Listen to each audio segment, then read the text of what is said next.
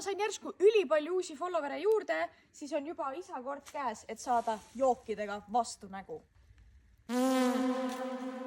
Tuttav maitse tundub, meenutab seda Coca-Cola seerat.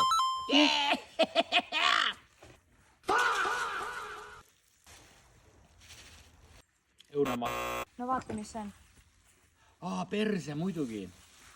Ananassimahl. Elisabeth arvas ära 3-5, aga mina arvan rohkem.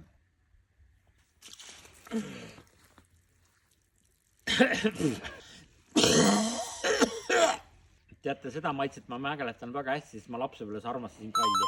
Juhuu, õige!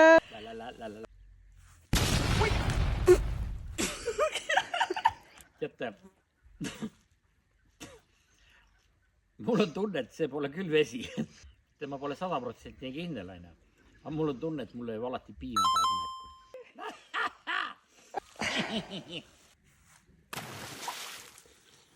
See on mingi mahl, magus. 150% ploomimahl. Nüüd ma sain aru. Siuke vedel. No ei ole võimalik. Mu paps võitis mu. Mul oli 3-5 ja tema sai 4-5. Ei! Aga teate mida või?